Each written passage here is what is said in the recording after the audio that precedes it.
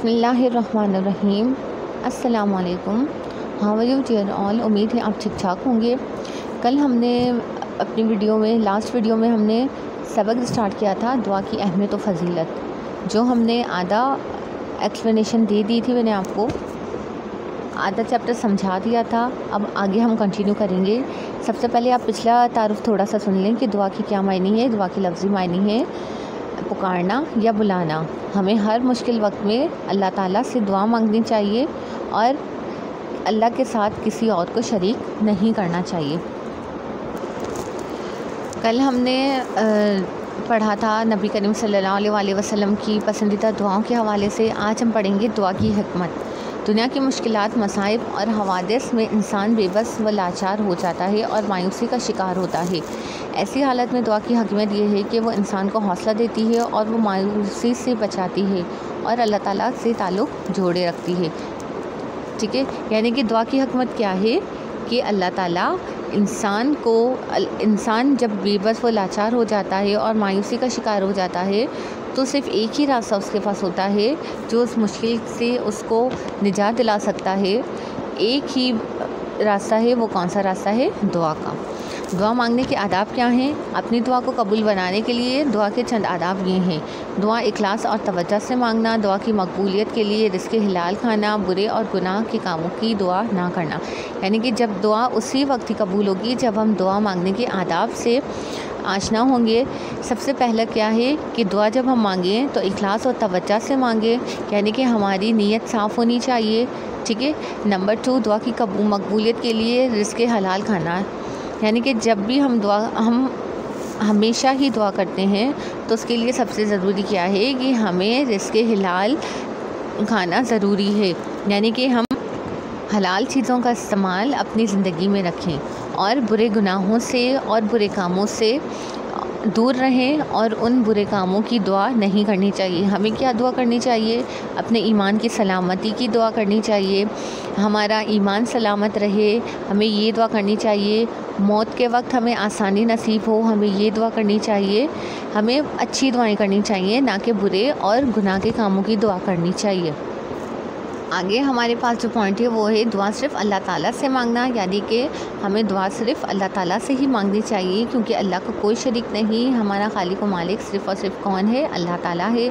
और हमें हर मुश्किल से कौन दूर कर सकता है? सिर्फ़ और सिर्फ अल्लाह पाक की ज़ात। इसलिए हमें सिर्फ़ और सिर्फ अल्लाह ताला से दुआ मांगनी चाहिए और कबूलियत के यकीन के साथ दुआ मांगना, यानी कि हमने जब दुआ मांग ली तो हमें इस बात का यकीन होना चाहिए कि अल्लाह पाक हमारी दुआ को कबूल फरमाएंगे। ठीक है।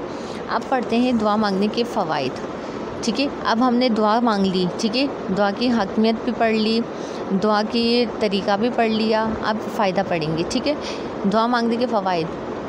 दुआ परेशानियों के अजाले के लिए मौसर तरीन हथियार है, यानी कि जब भी इंसान किसी परेशानी में होता है तो दुआ मांगता है तो दुआ किस चीज़ का काम करती है? एक मौसर तरीन हथियार का काम करती है।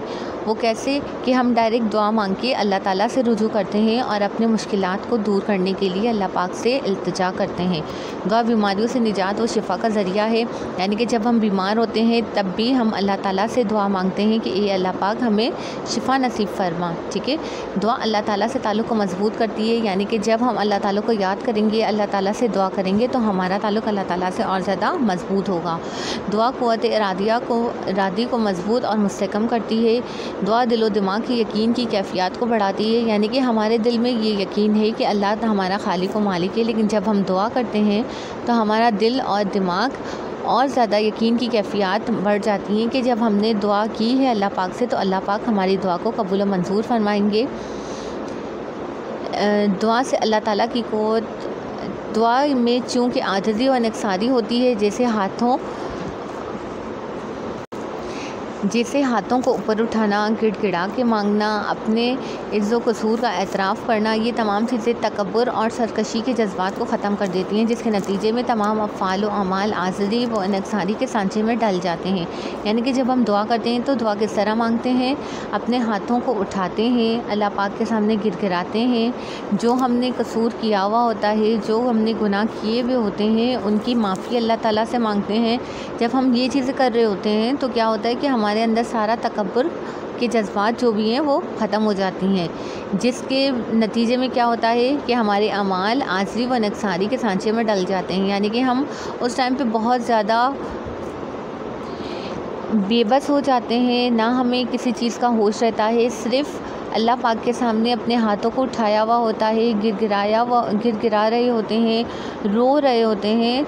तो क्या होता है, तमाम चीज़ें हमारे आसपास से ख़त्म हो जाती हैं और हमारी परेशानियाँ अल्लाह पाक के सामने हाज़िर हो जाती हैं। किस तरह अल्लाह पाक सब चीज़ों को जानते हैं, लेकिन दुआ के ज़रिए हम अल्लाह पाक से अपनी परेशानियों से निजात के लिए दुआ मांगते हैं कि हमारी परेशानियों को दूर फरमाएं। जब अल्लाह के तमाम अंबिया ने, तमाम पैगंबर ने, नबी करीम सल्लल्लाहु अलैहि वसल्लम ने हर बात का अल्लाह ताला से रुजू किया, अल्लाह ताला से दुआ मांगी, तो हम तो उनके बंदे हैं, हम तो उनके ग़ुलाम हैं। तो हमें क्या करना चाहिए, हमें अपनी दुआओं में इजाफ़ा करना चाहिए, हमें अल्लाह ताला से दुआ मांगनी चाहिए। उम्मीद है आपको आज का सबक समझ में आ गया होगा। अपना बहुत ख्याल रखिएगा। अल्लाह हाफ़िज़।